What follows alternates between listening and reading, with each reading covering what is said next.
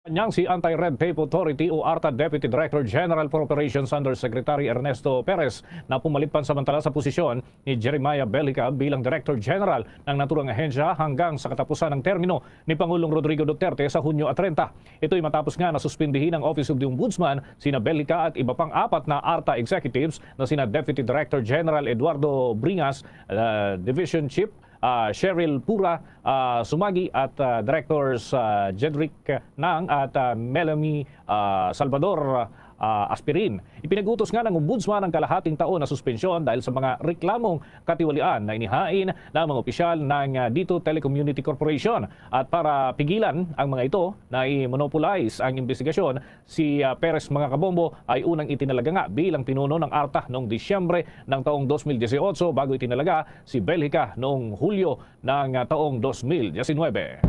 Aasahan ng mga manggagawang may minimum na sahod dyan ho sa region yung Eastern Visayas region. Ito good news, yung pagtaso ng kanilang daily pay. Ito ang naging pahayag ho ng Department of Labor and Employment para sa araw ho na ito. Iniulat nga ng DOLE ng Regional Tripartite Wages and Productivity Board, Region 8 ay naglabas na ho ng wage order na may code RB 8-22. Ang desisyon ay nagbibigay ho ng 50 piso na dagdag sahod na magmumula sa mga tranches na 25 pesos sa bisa naman ho ng wage order at isa pang 25 pesos sa Enero ng taong 2023. Pagkatapos ho ng full implementation ng wage tranches, ang mga manggagawa sa non-agriculture sector at yung mga nasa retail and service establishments na nagpapatrabaho ng nasa 11 o higit pang mga manggagawa ay tatanggap ho ng arawang sahod na 375 pesos. Samantala, ang mga manggagawa naman sa sektor ng agrikultura, ganun din yung sa cottage at handicraft, pati na ho yung retail and service establishments na nagtatrabaho kung saan may 10 manggagawa o kaya naman ay mas mababa, ay tatanggap ng arawang sahod na 345 pesos. Ganun din, ang Regional 8 Wage Board ay naglabas din ho ng isa pang kautusan na nagbibigay naman ng 500 pesos na aumento sa sahod para huyan dun sa mga domestic worker na dinala ang bagong minimum sa buwan ng sahod para huyan sa mga kasambahay sa Eastern Visayas sa 5,000 pesos para ito sa mga chartered cities at first-class municipalities at 4,500 pesos naman para sa iba pang mga munisipalidad. Nakahanda umanong tulungan ng Estados Unidos ang Pilipinas sa transition nito tungo sa pagkakaroon ng renewable energy. Sa pagbisita ni US Deputy Secretary of State Wendy Sherman ng Department of Foreign Affairs ng DFA, sinabi ng opisyal na ang renewable energy ay kritikal para sa buong mundo maging sa seguridad ng ating planeta. Ito din anyang magiging tampulan ng paksa sa bawat gobyerno sa mga bansang kanyang napupuntahan. Kinikilala din ng US top official ang pagnanais ng mga gobyerno sa buong mundo, kabilang na ang Pilipinas na subukan ang pagtransisyon sa renewable energy sa pamamagitan ng solar, wind at ng isang safe at effective na small modular nuclear reactors. Kung kaya't malugod anya ang US na makapagbigay ng technical assistance at experts na tutulong para maisakatuparan ang naturang transisyon. Ipinaubayan naman na ni Sherman ang pagbibigay ng detalye kay President-elect Ferdinand Bongbong Marcos Jr. hinggil sa kanilang napag-usapan sa planong pag-revive ng Bataan Nuclear Power Plant sa kanilang naging bilateral meeting. About your father's steadfast decision to return to the Philippines, given his present health condition and the persistent rejection of all your appeals by the foreign government, do you still think it is a good decision? Oh yes, certainly. There are no good reasons for us to stay here. The very basic fundamental question is whether or not we belong here. We do not. Home is in the Philippines, not here. Secondly, we have been accused of all kinds of terrible crimes, and we have been accused of all kinds of terrible misbehavior. And the place to answer that is in front of the Filipino people, not in front of the American media, not in front of the American public, not in front of the American political system, but in the Philippines. And certainly it was a good decision. As a matter of fact, I don't even think there was a decision that had to be made. It was almost a given. Mm-hmm. If you were your father, would your decision be exactly the same, or would you do certain things differently? Certainly the question as to whether or not one should return home is not really a question any longer. To go home, certainly, yes. Do things differently? Who knows? It's very hard to say. I wouldn't be one to second guess him, but perhaps we see things in a different light now than we did 3 years ago. Has the family discussed any plans in the event of the inevitable happening, God forbid, to your father? Oh, certainly, yes. Of course, all the practical considerations have been discussed, and all the practical plans as to the disposition of there's no other way to put it, the disposition of the family certainly have been discussed, and I suppose we have a pretty good idea what to do. But this is the whole problem. The powers that be in the United States will determine what we can and cannot do. And although we may want to do certain things, we may not be allowed to do so. I mean, just as an example, my parents are not allowed to leave the island of Oahu, which is not up to us. It's no decision of ours. It's the American government doing what they feel the Philippine government wants them to do. And so long as we stay here, those sort of constraints will continue. And which brings us back to the reason why we must go home. As the only Marcos son, and as the man bearing the name Ferdinand Marcos, do you think of pursuing your political career and taking up the cudgels for the Filipino people where your father has left off? Well, you know, the only way I can answer that question is really to give you a general idea of where my priorities lie. As I mentioned before, obviously there have been many accusations leveled against the family, and all those are to be answered.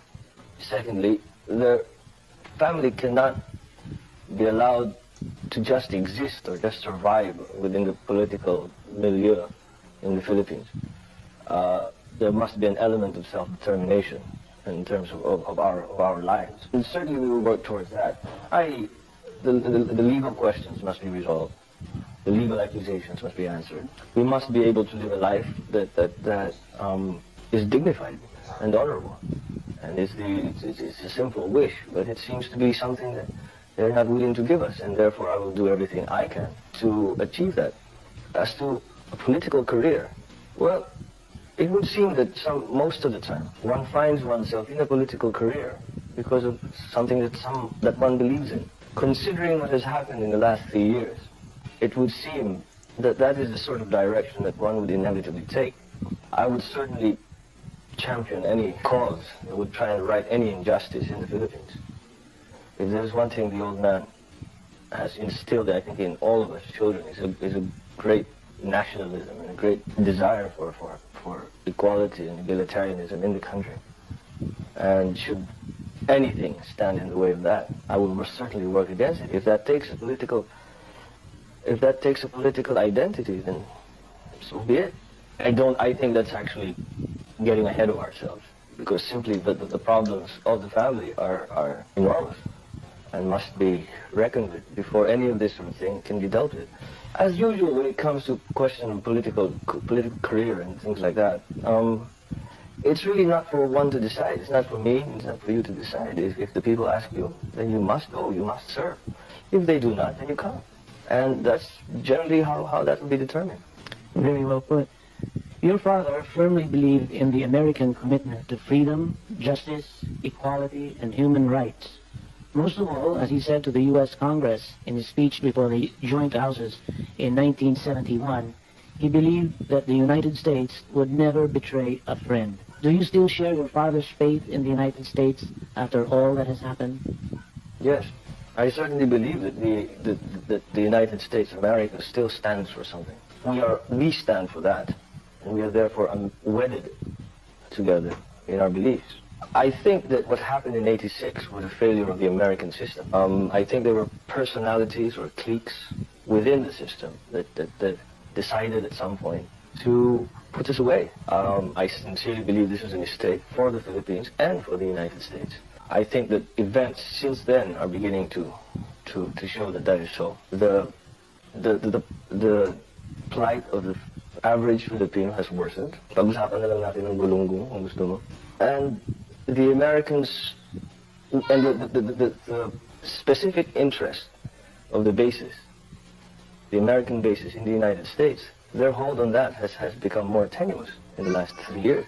And therefore, for the Philippines and for the United States, and I dare say for the Southeast Asian countries for whom democracy is important, for them all, I think this has been a mistake. Now, this is not to say that America has turned on us. Perhaps the powers that be did what they believed was the right thing, having been told what they were told which unfortunately wasn't true. I just wish, I just hope that they will realize what is truly going on back home. What you and I know, what the country knows, what the average Filipino knows. Life is harder. People are going hungry. The communist insurgency grows worse by the day, no matter what they say. Peace and order in the cities, in the countryside, is getting worse. And no matter how you put it, no matter what ideological buzzwords you care to bring up, that in the end is the measure of the success or failure of your program. And having said that, I will not sit here and tell you how life is in the Philippines. I haven't been there in 3 years. I will ask you, how has it been in the last 3 years? Has it succeeded? Has it failed? Okay. Can you tell us, therefore, how you feel about the Filipino people in general now, 3 years after EDSA? No different. I do not believe that what happened at EDSA was, I think it was terribly well organized. I mean, it was very well done, very well organized. I'm sure there was a core group in that who believed. There were mistakes in my father's administration, for which I'm sure people were hurt. But I do not think, and I didn't think then and do not think now, that that was representative of the majority of the 54 million then Filipinos. I still don't think so.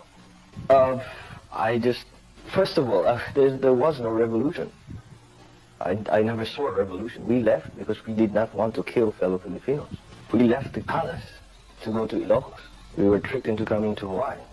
And I don't see in that a revolution. I cannot see how that constitutes a revolution. I cannot see, you see, it's impossible for me to differentiate how do I feel about the Filipinos. How do I feel about myself? I'm one of the Filipinos. It's impossible for me to say, I think about Filipinos that way. I think about myself in a certain way. I think about them in the same way. I'm a Filipino. I love my country. I love the people more than I love my country more than any other place in the world. I've been everywhere. I love my people more than any other people in the world. Perhaps I'm prejudiced. Now, so be it. And no, nothing has changed. Nothing has changed, not one tiny little bit. I can't see why it should. They haven't changed. I haven't changed. It's the same. Is there anything you would like to say to address yourself directly to the Filipino people, perhaps in our own language? Well, in spite of how far we are, nandito kami ngayon sa Honolulu, malayo-layo kami sa inyo lahat. Nalalaman namin at naririnig namin ang mga nangyayari sa ating bayan. Asahan ninyo na gagawin namin lahat ng kaya namin gawin upang kayo tulungan. But the Filipinos must come to a political maturity at this point in their history. Filipinos must understand that they must exercise their political will for what they believe to be right and what they believe to be just. We know the conditions that they find themselves in now. We know what life is like in the Philippines now. They know much better than we do. They must now exercise their political will, their political energy to make changes, to make their lives easier, better, and correct. And